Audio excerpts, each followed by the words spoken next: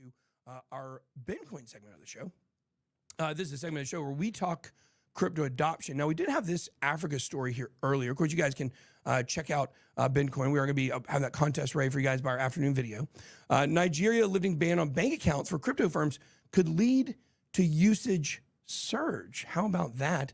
Pan-African crypto exchange Yellow Card has said it will seek licensing in the country. And other countries are so interesting to look at, aren't they? That looks beautiful. It does. It does. Maybe that's why so many people are being born there. Will Bitcoin be changed to Solana blockchain? Those high ETH gas fees will scare people away. We are looking at additionally porting to the Solana blockchain, but we are not going to completely move over there. I don't think. But well, we're getting stuff built now, so we really need to stick with it there. Central Bank of Nigeria reversed its prohibition on local banks. And the point is, we're going to start seeing other places in the world where crypto is moving. You've heard of Africa moving in terms of crypto adoption. You don't hear of it moving a lot in terms of big money investing from Africa, right?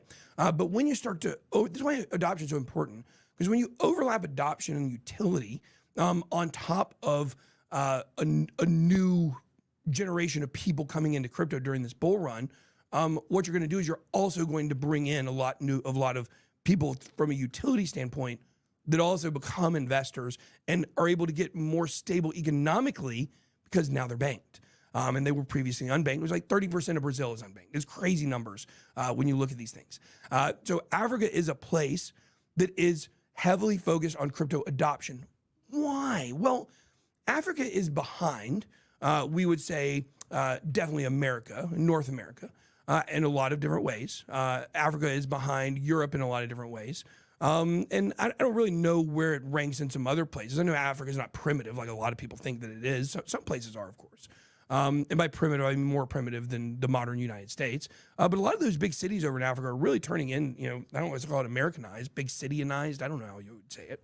But the fact is, we're not going to see a surge of investing dollars primarily coming from Africa. We're going to see it the other way first. We're going to see the utility and the adoption bring those people in. That's the way you have to do it. You have to, if you're trying to help someone and they're homeless and they're hungry, before you can help them and try to get to know them or figure anything out, if you wanted to do that, you'd probably want to give them some food so they could eat and have sustenance and be able to focus and they're not hangry or hungry or whatever the case may be. In this way, to bring these people in economically, we've got to set up the purpose of crypto, which is bringing people into the economy. Bringing in unbanked people in the economy was one of the original tenets of this. We have to do that to get those investors. Sometimes you can do it the other way around, but this way you have to do it. You have to do it in this regard. Why not move Bitcoin to Pulse Chain since it's a fork of ETH? It's cheaper and faster. Do you know that the Pulse Chain people and the Hex people now hate each other? Really? Did you know that? I think they do. Can you all comment on this? I think it's true. And we are going to do 3 winners for the contest. You guys like that in that poll. But I think that they don't. I don't know.